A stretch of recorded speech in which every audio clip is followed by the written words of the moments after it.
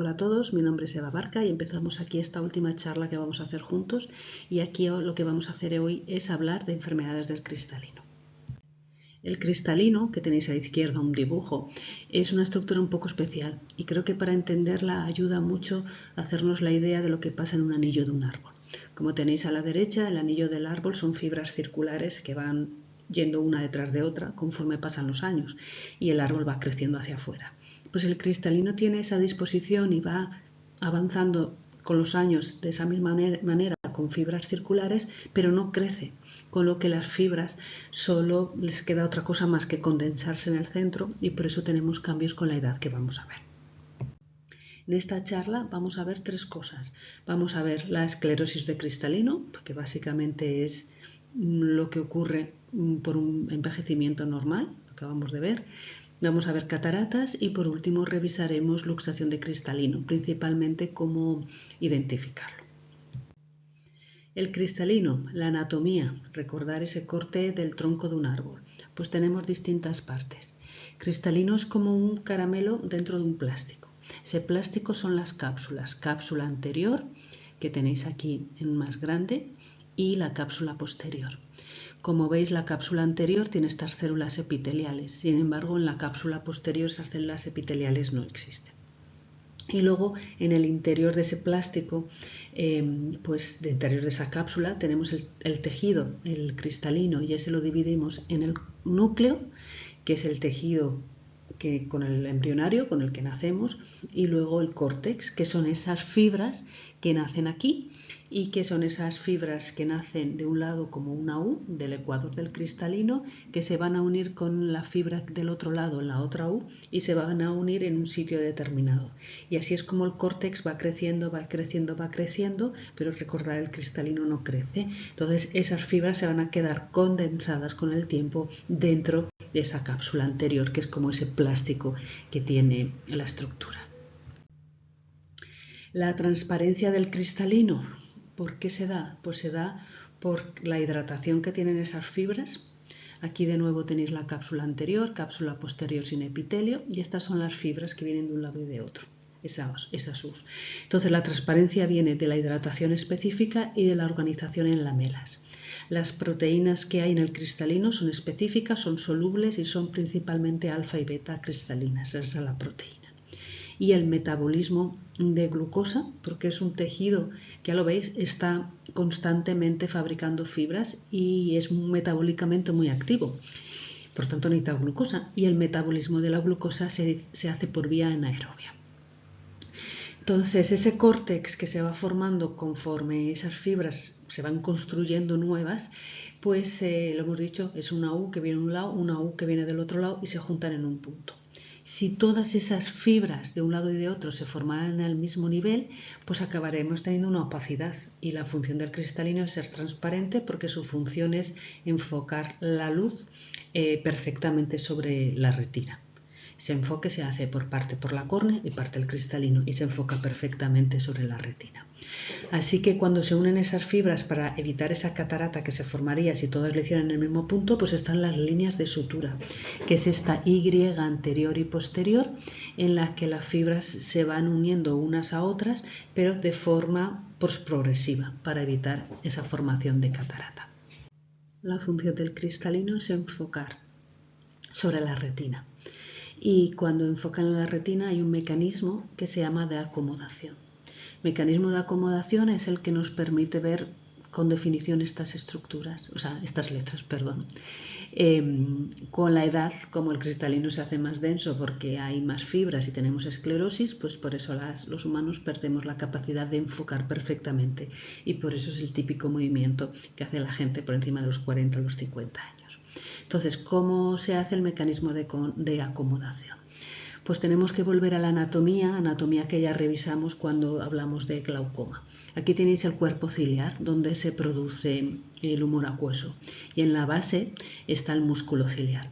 Pues cuando estamos relajados, cuando no necesitamos acomodar, cuando estamos viendo algo que está más bien lejos, el músculo ciliar está relajado. Y las fibras que aguantan el cristalino en su sitio, que se llaman zónulas, pues están contraídas. Por tanto, el cristalino está más aplanado, como podéis ver en este dibujo. músculo ciliar relajado, zónulas en tensión. Y cuando queremos acomodar, cuando queremos ver algo que está cerca, entonces necesitamos acomodar y la situación es totalmente distinta. Es cuando el músculo ciliar se contrae y las fibras se relajan. Las zónulas se relajan y entonces ese cristalino pasa a ser más ovalado, más redondeado. Y esa diferencia de un cristalino alargado o ovalado hace que podamos enfocar. Nosotros como humanos enfocamos mucho, sin embargo los perros, por ejemplo, enfocan muy poco. Ellos tienen una visión fina, una visión de proximidad fina mucho más pobre de la que tenemos nosotros. Así que empezamos con lo primero, esclerosis de cristalino, que ya os he adelantado un poco de qué va a ir. Este es el aspecto clínico de una esclerosis de cristalino. Aquí tenéis un cristalino normal y un cristalino en el que han pasado los años, tenemos las fibras condensadas. Da un aspecto como de una perla, como un cristalino dentro de otro cristalino. Y el aspecto clínico pues está en estos niveles. Comienza siendo un poquito azulado. Muchas veces vienen porque creen que hay catarata, porque le han visto un aspecto azulado del ojo. Muchas veces en el ascensor, cuando el perro mira al tutor hacia arriba con la luz del ascensor, ven que ese ojo ya no es tan negro, tan transparente.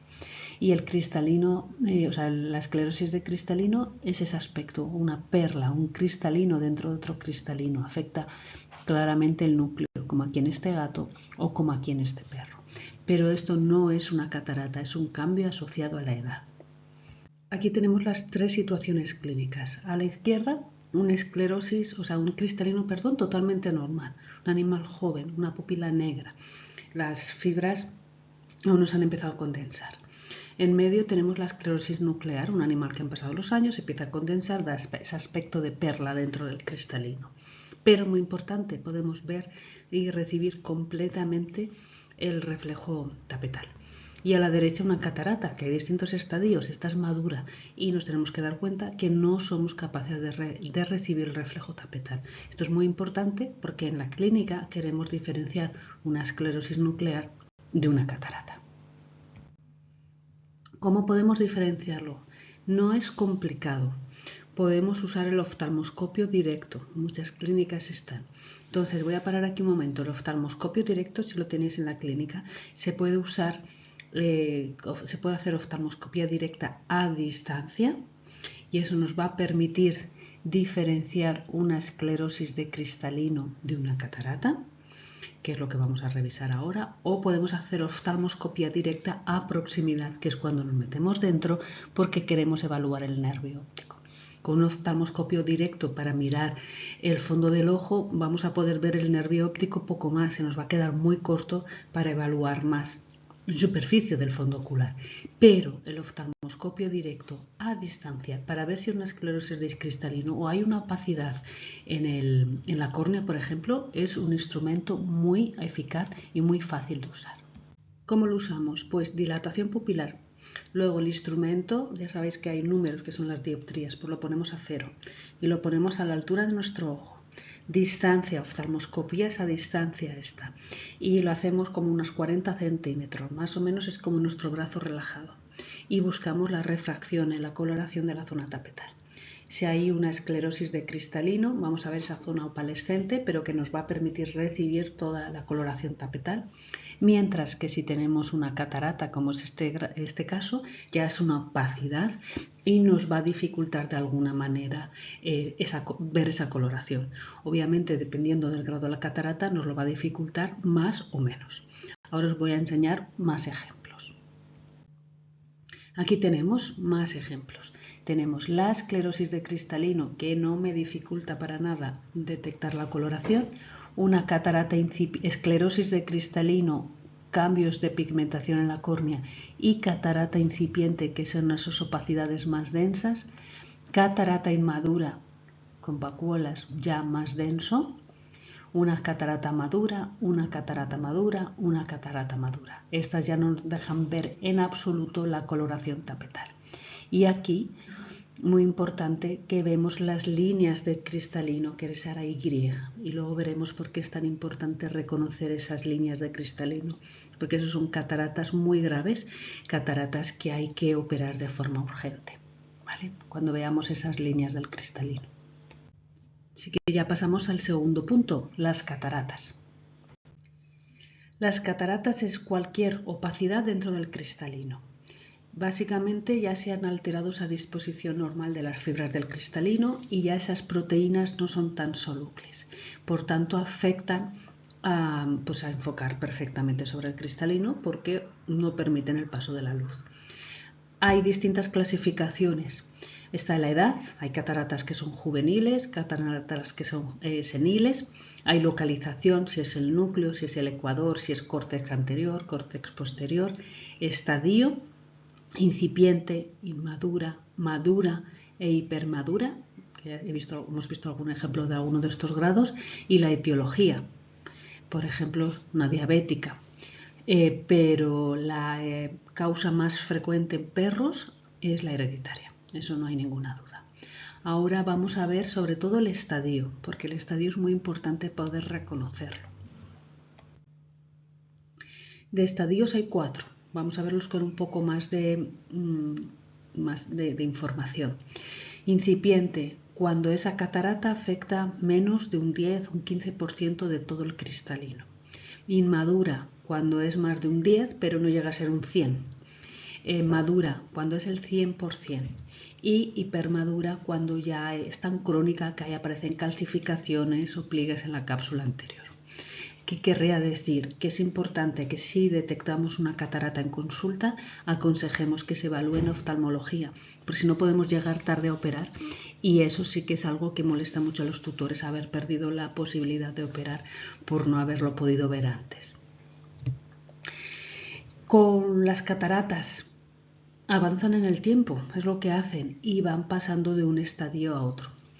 Las proteínas que os he dicho que están dentro de esas cápsulas pues han estado ahí desde el principio, desde el embrión, y se cree que han estado encapsuladas, aisladas del resto del cuerpo. Así que cuando se va inflamando el cristalino va liberando proteínas y eso produce una uveitis que llamamos una uveitis facoinducida, facolíptica, facoinducida.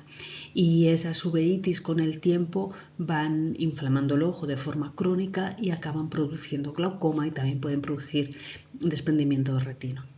Entonces, una catarata por estar ahí no es cualquier cosa para el ojo. Una catarata solo por el hecho de estar ahí, con el tiempo tiene riesgos muy importantes para el ojo como son glaucoma y desprendimiento de retina. Aquí tenemos un gato y como podéis ver en el centro del cristalino tenemos una catarata nuclear. En gatos también se ven cataratas con mucha menos frecuencia, por lo menos en grados importantes, pero podemos tener catarata diabética y podemos tener cataratas hereditarias que son de este tipo, catarata congénita hereditaria además, que se dan de este tipo en el núcleo embrionario. Si avanza hacemos cirugía, si no avanza pues ponemos todo en la balanza y a lo mejor este paciente no necesita cirugía en este estadio. Aquí, núcleo del cristalino, ¿verdad? Se ve perfecto. Entonces, seguimos. Vamos viendo un poco más de información de estos estadios. Incipiente. No afecta la visión. Si hacemos esa retroiluminación, si usamos ese oftalmoscopio directo a distancia, pues vamos a detectar esta opacidad. Estas opacidades, estos esclerosis de cristalino. Estas opacidades no afectan la visión, no aconsejamos operar.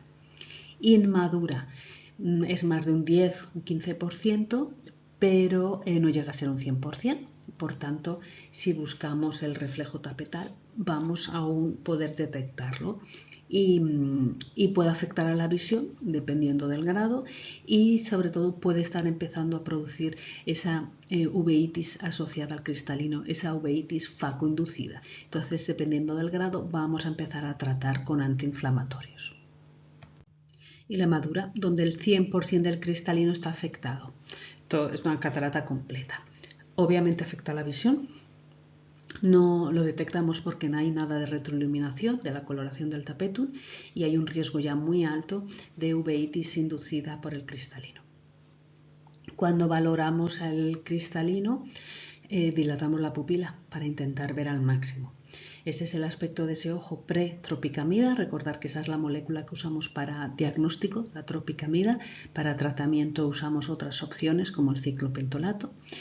Pues bien, a la izquierda es pre y a la derecha es post. Y como podéis ver a la derecha hay una porción en la que aún podemos ver el reflejo tapetal porque no es una catarata madura, es una inmadura muy tardía, que obviamente el riesgo de uveitis y de la visión están ahí, pero si hacemos una dilatación, lo hacemos correcto, pues vamos a ver que no es completamente madura. Además, entre un ojo y el otro pueden estar en distintos estadios. Aquí tenemos una catarata madura, que mirar cómo tiene apertura de la línea de sutura anterior, que es esa Y, y la línea de sutura posterior es la Y invertida. Pues se ha abierto. Ahora vamos a ver con más detalle por qué se ha abierto. Y en este ojo pues es prácticamente incipiente, un grado de catarata muy bajo.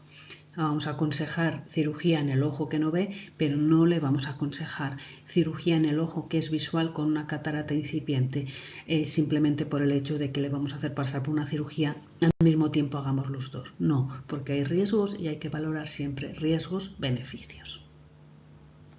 Estas son las cataratas maduras, intumescentes, osmóticas o un tipo de catarata madura específica, que se caracterizan por la visualización de las líneas de sutura.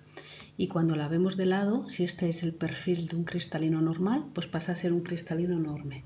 Y recordar que el cristalino está cubierto por una cápsula, que es como un plástico de esos que tienen las cajetillas de tabaco, que si haces una pequeña herida se desgarra. Entonces, cuando hay una catarata intumescente, que es algo muy grave para el ojo, aumenta mucho su volumen y eso tiene consecuencias. Por eso es tan importante reconocerlo y por eso le doy tanta importancia que lo reconozcáis. Entonces, produce una cámara anterior estrecha y eso puede favorecer que haya glaucoma. Induce el uveitis, por supuesto, y se puede llegar a desgarrar la cápsula del cristalino. Entonces, cuando hay una catarata y salen proteínas y hemos dicho que se puede inflamar, imaginaros qué puede pasar cuando se llega a romper esa cápsula y sale un montón de material. Ahí pasamos a tener una uveitis que se llama facoclástica, antes era facolítica, y las cataratas, la uveitis facoclástica son extremadamente graves. Este es el mecanismo que pasan diabéticos. Y este es el tipo de catarata que tenéis que reconocer, porque si no, no llegamos a operar. Y cuando operamos un perro diabético realmente le mejora mucho su calidad de vida. Y muchas veces los compañeros de medicina interna comentan o piensan que mejora al control de su diabetes. Entonces, cualquier diabético, en cuanto hay una opacidad, tiene que ver la oftalmología, pero en cualquier diabético que le veáis apertura de las líneas de sutura es una situación de urgencia, muy, muy grave o llegaremos tarde. La catarata hipermadura es una catarata en la que se van liberando proteínas, que no se rompe la cápsula en esta, es simplemente que pasa el tiempo y va liberando y va dejando secuelas. Secuelas es que se reabsorbe en parte ese córtex y hace pliegues de la cápsula. Todo esto, ¿verdad? Que se ven, son pliegues. Puede haber calcificaciones, que son zonas blanquecinas, y luego ya todos los cambios crónicos de uveitis, con sinequia, cámara anterior, inflamación en la cámara anterior, puede haber glaucoma secundario, por supuesto. Estas son las consecuencias de una catarata que no se opera. Hay un tipo de catarata hipermadura específica que se llama morganiana, que es la que más se ve en animales, cuando se ve en animales jóvenes. Entonces en esta se reabsorbe el córtex. Lo marrón es la cápsula del cristalino, este es el núcleo y el córtex se ha reabsorbido. Entonces nos da un aspecto como este, que se ha ido hacia abajo, o este aspecto como este, el núcleo, córtex se ha reabsorbido por completo. Si se nos vacía el cristalino porque se reabsorbe por un mecanismo de catarata morganiana, pues aquí lo que tenemos es que se ha quedado el saco vacío, o sea, prácticamente vacío, se ha reabsorbido todo. Y tenemos ese saco pues haciendo pliegues. Con una catarata morganiana el animal puede volver a ver, pero con una catarata morganiana es un proceso inflamatorio importante y puede haber consecuencias. Consecuencias principales son glaucoma y luego también puede haber desprendimiento de retina. Tener una catarata crónica tiene un precio, lo acabamos de decir. Esta es un paciente que se operó, que tenía una catarata intumescente. Esta es la ecografía del ojo. Mirad esta catarata qué enorme es. Si aquí está la córnea y aquí está la retina, prácticamente la mitad del ojo es esa catarata que se operó. Y en esta catarata enorme, viendo el perfil, y esta es la catarata del otro ojo del mismo paciente que ya ha pasado por un proceso de reabsorción con todos esos cristalitos, lo demás se ha reabsorbido, pero ya veis en esa ecografía que esa estructura que veis ahí, bueno, el cristalino mucho más pequeño porque obviamente se ha reabsorbido casi todo, pero eso que veis ahí es la retina desprendida. Entonces, tener una catarata tiene un precio. Las consecuencias, ahora vamos a repasar otra vez las uveitis con más detalle. Las proteínas del cristalino que están aquí reflejadas en esta estructura rosa sale y nos da uveitis. Cuando la cápsula está intacta, lo hemos dicho, facolítico. A este aspecto de uveitis crónica, membranas fibrovasculares, hemorragias, fibrina, cataratas hipermaduras, cataratas que pueden dar glaucoma secundario, con ese edema de córnea y la presencia de la catarata facolítico. Y luego está la facoclástica. Facoclástica es cuando hay la ruptura del cristalino. Eso puede pasar en diabetes, muy importante. Vosotros que vais a trabajar con pacientes diabéticos, que refiráis en cuanto veis una catarata y sobre todo cuidado con las líneas de sutura. Pero también puede ocurrir, por ejemplo, con el típico arañazo de gato o un cuerpo extraño corneal. Siempre que tenemos un arañazo de gato o un cuerpo extraño corneal perfora la córnea, siempre tenemos que valorar si eso ha ido más allá, si ha tocado la cápsula anterior del cristalino, porque si toca la cápsula anterior del cristalino, a lo mejor no se ve en el primer día, pero será el segundo o será el tercero. Se va a crear una inflamación muy severa porque el ojo está luchando contra ese material que no reconoce, que es el material que está dentro de la cápsula del cristalino. Abrimos ahora un paréntesis donde nos vamos a centrar en la catarata diabética porque es muy importante, en vuestro caso aún más. Entonces, la diabetes afecta al ojo de distinta manera. Afecta a la película lagrimal, lo dijimos el otro día, puede producir hemorragias en la córnea, también vimos el otro día, puede dar depósitos de lípidos, también como están aquí, ojo seco. Este es un paciente, todas las fotos son del mismo paciente. Este es el paciente al principio cuando solo tenía la deposición de lípidos en la córnea y el ojo seco y luego desarrolla catarata, como tenéis aquí, una catarata madura.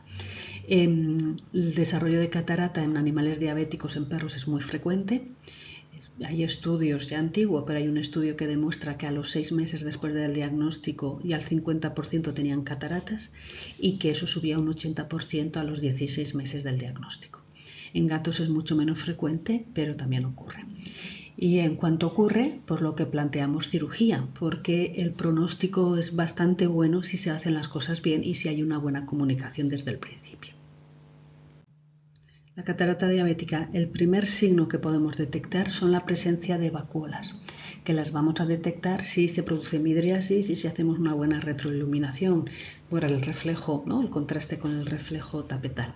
Ese es el primer signo. Hay que desconfiar siempre de la catarata en un diabético y hay que estar muy pendiente porque evoluciona muy rápido la insintumescente, se puede llegar a perder un ojo en un fin de semana. Entonces, otra vez os vuelvo a recordar que estéis pendientes de la presencia de las líneas de sutura y que si las detectéis, que lo toméis como una urgencia y que se evalúe de forma muy rápida por oftalmología. Aquí tenéis más imágenes del perfil que hemos dicho antes, del perfil de la intumescente, que podemos hacer para verla mejor. Podemos hacer una ecografía, que es muy fácil de hacer, y ya veis la catarata como está enorme, que ocupa medio ojo, este tipo de catarata. Y lo que no queremos ver y que ocurre desafortunadamente, ¿qué es esto? Este es el cristalino y aquí la cápsula está rota y todo esto es el material del córtex, de material del cristalino, que va hacia la cavidad vítrea. Entonces, ¿por qué se forma esta catarata diabética tan rápida y con este mecanismo? Pues básicamente porque cambia el metabolismo de la glucosa en la diabetes, porque la vía normal está saturada. Entonces empieza otra vía en la que se forma un producto final que es el sorbitol. Y el sorbitol es osmóticamente muy activo y por tanto se acumula, se acumula dentro del cristalino y eso atrae una gran cantidad de agua y produce esa catarata osmótica. Antes de pasar a hablar de cirugía, hemos nombrado varias veces el glaucoma, riesgo de glaucoma, riesgo de glaucoma. Pues vamos a darle un poco más de importancia. El glaucoma, ya lo hablamos, que hay distintos primarios y secundarios, hablamos sobre todo del primario, pero el asociado a la catarata es el glaucoma secundario. Entonces, aquí es la producción del humor acuoso en el cuerpo ciliar. Ese humor acuoso pasa a través de la pupila y es drenado por el ángulo iridocorneal. Eso sería una situación normal. Cuando tenemos una catarata podemos tener dos tipos de glaucoma. Podemos tener un glaucoma facolítico por todas esas proteínas, inflamación que se produce, sinequias, cambios inflamatorios y obstrucción del sistema de drenaje. O podemos tener un glaucoma que se llama facomórfico, que es el que se asocia a esos cristalinos tan hinchados que hace que el iris esté adelantado y por tanto el ángulo iridocorneal esté muy comprometido porque el iris y el cristalino lo están empujando hacia adelante. Aquí tenemos un ejemplo. Ella es Tundra, una perrita diabética de los dos ojos, y en uno de los ojos, en su ojo izquierdo, vino con una presión ya de 42, lo cual es muy mal pronóstico ya. El mecanismo, siempre hay que entender por qué el mecanismo para dar el tratamiento, lo hablamos en el glaucoma, en su caso era facomórfico, un cristalino enorme. Se hizo ecografía porque es una de las cosas que hacemos previo a una cirugía de catarata y en su caso tuvimos la suerte de que simplemente con la posición del ecógrafo ese cristalino y ese eje cristalino iris se fue un poco hacia atrás y bajó la presión de forma natural en el examen ocular. Obviamente le planteamos cirugía y lo hicimos de forma urgente. Yo os voy a enseñar un vídeo de Tundra de cómo le gustaba venir a sus posoperatorios porque le encantaba jugar con las luces. La cirugía de catarata, que es de lo que vamos a hablar ahora, conlleva mucho trabajo para el tutor, conlleva mucho trabajo para nosotros porque todo tiene que estar muy bien desde el principio, pero sin duda es un trabajo que es muy agradecido porque los vemos súper contentos desde el principio. Así que la cirugía de catarata. ¿Qué decir? Bueno, la técnica que usamos se llama facoemulsificación. Ya os habéis dado cuenta que la uveitis es facoinducida porque faco significa cristalino. Entonces, emulsificación del cristalino, que es la misma técnica que se usa en personas. Cuando los tutores nos preguntan si operamos con láser, pues operamos igual que en personas, que es facoemulsificación. La cirugía, porque os lo preguntarán también, hoy por hoy es el único método probado que permite recuperar la visión en caso de cataratas. Hay gotas comercializadas, pero no hay ninguna evidencia. ¿Cómo trabaja el facomulsificador? Pues es esa imagen que tenéis ahí, es como un boli, o sea, esa forma, y lleva un ultrasonido. Tiene una pieza chiquitita que se mueve muy deprisa con el objetivo de romper pequeños trocitos de ese cristalino y poderlo sacar a través de esa pequeña pieza de mano. ¿Qué decimos a la gente? Decimos que el éxito de la visión en un candidato bueno, un candidato de una inmadura tardía, una madura, pues es de un 92 o 95% el primer año y baja a un 85% el segundo año, porque hay un porcentaje de perros que desarrollan, por supuesto, glaucoma. Esta es una perra muy joven, operada ya de cataratas juveniles. En la cirugía de catarata, para mí lo más importante es la comunicación desde el principio. Hay que explicar qué puede pasar y hay que explicar cómo va a ser el protocolo y qué podemos esperar durante este tiempo. Tanto de mantener la campana, de las medicaciones necesarias, de los controles, de los riesgos que pueden ocurrir. Hay que valorar al paciente y hay que siempre valorar beneficios-riesgo. Siempre el beneficio para el paciente es primordial. Yo nunca voy a operar una catarata de un ojo que es visual, por ejemplo. Desde que aparece la catarata vamos a tratar esa uveitis facoinducida. Cuidado porque ya hay publicaciones que asocian claramente el uso de antiinflamatorios tópicos no esteroidales, AINES, con sangrado gastrointestinal. por aplicación tópica, ¿vale? Entonces, el control de la uveitis es importante. Si es posible, pongo entre asteriscos, porque por ejemplo en diabéticos no vamos a tener la posibilidad de intentar mejorarlo. Dependiendo del grado de la uveitis, a veces asociamos AINES tópicos y corticoides tópicos, dependiendo de la situación. Y valoramos, pues como lo mismo que una uveitis, usar cicloplégicos midriáticos, como es el ciclopentolato, pero recordar que hay que valorar la presión antes de aplicar cualquier gota que tenga un tapón rojo. Hay que valorar producción de lágrima, porque es muy frecuente en diabéticos que tengamos ojo seco, y obviamente el uso de lubricantes. Aquí tenéis la típica apariencia de un ojo de un schnauzer, de estos que tienen lipemia y que vienen con estos ojos con unas sinequias muy severas, con depósitos que se llaman precipitados queráticos gruesos, ¿verdad? Que hablamos en la uveitis, y situaciones en las que hay que valorar muy bien si hay una posibilidad de cirugía o ya no la hay. La valoración es muy importante. Aquí os he puesto los distintos medicamentos, bueno, una lista de medicamentos que podemos usar. Recordar que de los corticoides, si los usamos, tienen que ser en forma de acetato de prednisolona o alcohol de dexametasona, que son los que tienen capacidad de entrar dentro del ojo. Y si usamos AINES, pues tenéis el ketorolaco, tenéis el diclofenaco, ketorolaco, por ejemplo, es acular, diclofenaco es el Voltaren, tenemos bromfenaco, nepafenaco, que son las moléculas más modernas, ¿vale?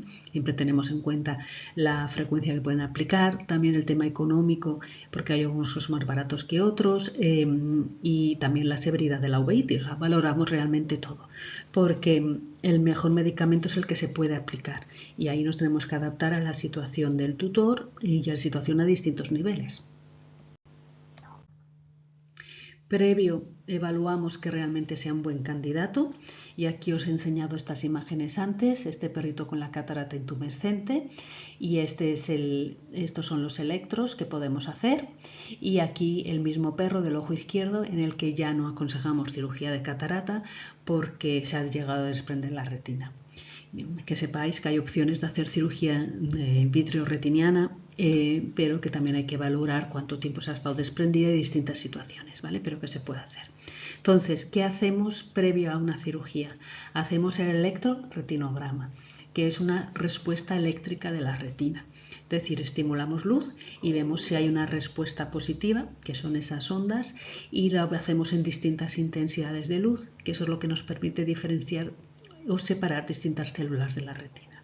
Pero vemos si la retina está en su sitio gracias al uso de la ecografía, y también vemos si la retina funciona en el sentido de si es capaz de transmitir la respuesta eléctrica, que es lo que hace la retina, recibir luz, energía de fotones y pasarlo a energía eléctrica.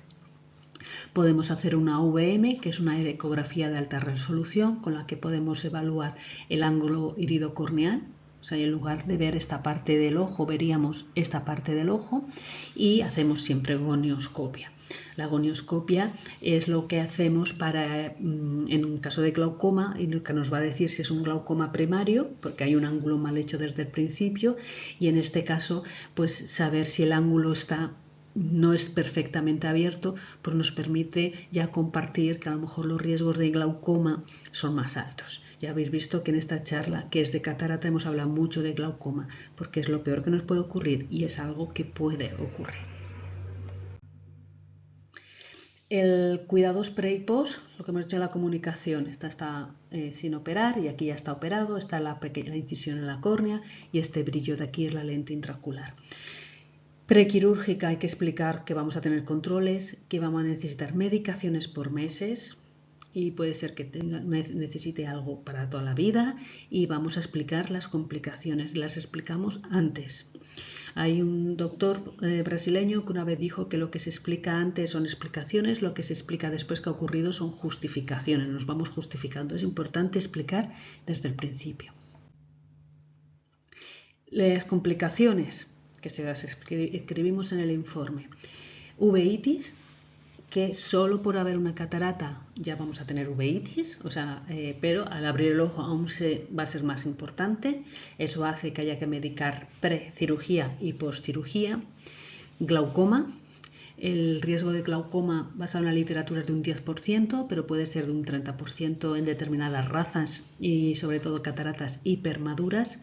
Y el desprendimiento de retina, aquí tenéis un desprendimiento de retina parcial, se calcula de 1 a un 3%. Esto puede ocurrir en el posoperatorio inmediato o puede ocurrir años después de una cirugía de catarata. Otras complicaciones que puede ocurrir es edema corneal, aquí hay un poco, opacificación de la cápsula posterior, esta es la lente y ese aspecto blanquecino es la opacificación de la cápsula posterior, incluso la presencia de perlas, que ahora os voy a enseñar una imagen. Estas son las perlas, que aquí se ven mejor. La presencia de perlas es que hay una proliferación de esas células epiteliales y una proliferación de las células que están en el ecuador, que son las metabólicamente activas. Esa presencia de perlas se pueden ver más en animales diabéticos o en animales muy jóvenes, y es algo que puede ocurrir y es algo que tenemos que compartir con los tutores. Dejamos las cataratas y nos vamos al tercer punto, que es la inestabilidad del cristalino. La inestabilidad del cristalino, volvemos como siempre a la anatomía. Entonces, el recordatorio, este es el cristalino, ya conocemos el núcleo, conocemos el córtex, conocemos el ecuador, y aquí están las fibras que aguantan el cristalino, que se llaman zónulas. Esas zónulas están 360 grados, que no parezca que están solo en dos lados, está a 360 grados. Pues bien, podemos tener inestabilidad del cristalino porque hay ruptura o hay alteración estructural de las zónulas. Y es de dos tipos. La primaria, cuando esa estructura se va deshaciendo porque es una normalidad del colágeno, o puede ser secundaria. Por ejemplo, que tengamos un glaucoma crónico, como ya hemos visto, con un ojo mucho más grande de lo normal y debido a esa tensión de las zónulas se rompe. O porque se han dañado por la inflamación, como es uveitis o trauma o incluso edad. Pero puede ser una inestabilidad primaria o secundaria.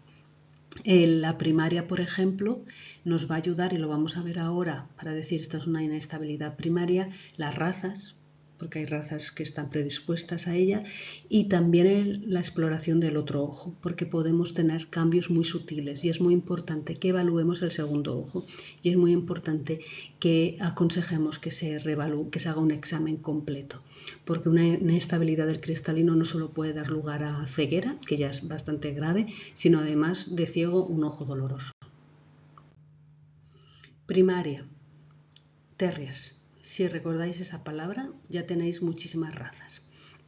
Y anormalidad de las zónulas, se van deshaciendo con el tiempo.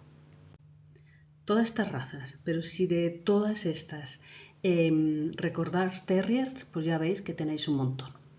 Pero además está el caniche, además está el pastor alemán, además está el beagle, el chihuahua, que tienen predisposición, ¿vale? Pero recordar la palabra terrier, con eso ya tenemos mucho. Vamos a ver ahora cómo reconocer los signos clínicos de inestabilidad de cristalino, desde los más sutiles, que a lo mejor son los que están ocurriendo en el segundo ojo, a los más graves. Y otra vez os lo vuelvo a decir, que con inestabilidad del cristalino los riesgos son glaucoma y por tanto el riesgo son ceguera y dolor. Vamos a ver estos signos, que van a ser prolapso, presentación vítrea, iridodonesis, facodonesis, eso significa movimiento del iris o del cristalino, crecimiento afáquico, subluxación de cristalino y luxación de cristalino. Primero es el prolapso o presentación vítrea. Entonces, si volvemos otra vez a la anatomía, aquí tenemos el cristalino y aquí tenemos la cavidad vítrea. Cristalino está alojado gracias a las zónulas, pero está alojado en una depresión que tiene el vitrio que se llama la fosa patelar. Si la membrana hialoidea, la que va por delante del vitrio, la que lo rodea de alguna manera, está bien y ese vitrio es una buena gelatina, pues no hay presentación vítrea porque las zónulas están en su sitio. Pero a veces, o bien porque el vitrio está muy líquido o a veces porque hay inestabilidad del cristalino y las zónulas no están bien, pasamos a tener un poco de vitrio. Por eso es muy importante que se reconozca. Y el vitrio no es hipopión, que se metía abajo, no es fibrina, que es como una textura blanquecina, ¿os acordáis? El vitrio es una estructura que hace como un humo, como un hilo, como más o menos hilos, a veces más importante, que sale de la apertura pupilar. No va a estar aquí abajo, sale de la apertura pupilar y da este aspecto un poco como de humo. Aquí tenéis una imagen, aquí tenéis otra imagen. Es muy importante que busquemos estos signos. De la misma forma que buscamos signos de Tyndall con una luz focal desde un lado, lo mismo podemos hacer con el vitrio, ¿vale? Y esto es el típico signo que tenemos en el segundo ojo, mientras que en el primero ya tenemos una luxación de cristalino. Entonces tenemos signos de inestabilidad en los dos ojos y nos dice que esta luxación es primaria. Siguiente grado sería iridodonesis y facodonesis, es decir, que el iris se mueve y el cristalino se mueve. Uno o el otro, o los dos. Pero vamos, ¿por qué se da? Se da porque el iris está apoyado en el cristalino. Y si el cristalino no está perfectamente en su sitio, entonces hace un pequeño temblor del iris, que ahora os enseñaré un vídeo. El cristalino, si está muy suelto, cuando mueve la cabeza, es capaz que ese cristalino haga un pequeño movimiento. Entonces, simplemente viendo a una cierta distancia podéis detectar estos movimientos y es importante que los reconozcamos. Ahora os voy a enseñar un vídeo. Este es el vídeo. Como podéis ver, cuando mueve la cabeza hay un pequeño temblor del iris. Y cuando no se ha visto ninguna vez, cuesta ver si es un nistagmo. A veces me viene y me pregunta, ¿esto es un nistagmo? No, esto es iridodonesis. Y eso nos está diciendo que ese cristalino no está perfectamente en su sitio y que por tanto el iris ya no se apoya en el cristalino y está un poco flotando en el humor acuoso y da ese temblor. Os voy a poner otra vez el vídeo.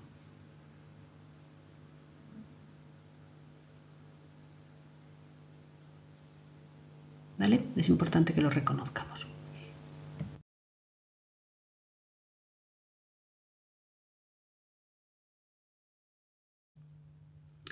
Más signos. Crecimiento afáquico. ¿Qué significa esto? Pues significa que si el cristalino no está perfectamente en su sitio y está movido, vamos a poder ver el margen, el ecuador del cristalino. Aquí vemos el ecuador del cristalino, como si fuera la luna creciente. Entonces, por eso se llama crecimiento afáquico. Afáquico significa porque no está el cristalino, que es faco. Entonces ahí tenemos un crecimiento afáquico con una catarata en un estadio hipermaduro porque hay pliegues, calcificaciones. Aquí, ahí está el margen del cristalino, fijaros muy bien. Ese es el crecimiento afáquico de un ojo y aquí está el crecimiento afáquico del otro ojo. Aquí está el ecuador del cristalino y aquí está el ecuador. No se debería ver si estuviera perfectamente en su sitio. Se ve porque está caído. Un ojo y un otro ojo. Luxación primaria de cristalino. Y aquí otro crecimiento afáquico. ¿Veis aquí la esclerosis nuclear? Crecimiento afáquico, crecimiento afáquico. Muy importante que lo reconozcamos. Porque en ese estadio o bien se plantea cirugía, que hay que valorar muy bien, o bien se plantea tratamiento médico para intentar evitar que ese cristalino vaya hacia adelante. Lo importante es reconocer los signos para que se pueda referir a oftalmología, porque estos pacientes tienen que ser evaluados por especialistas para poner el tratamiento. Más signos, y lo que no queremos, la luxación de cristalino.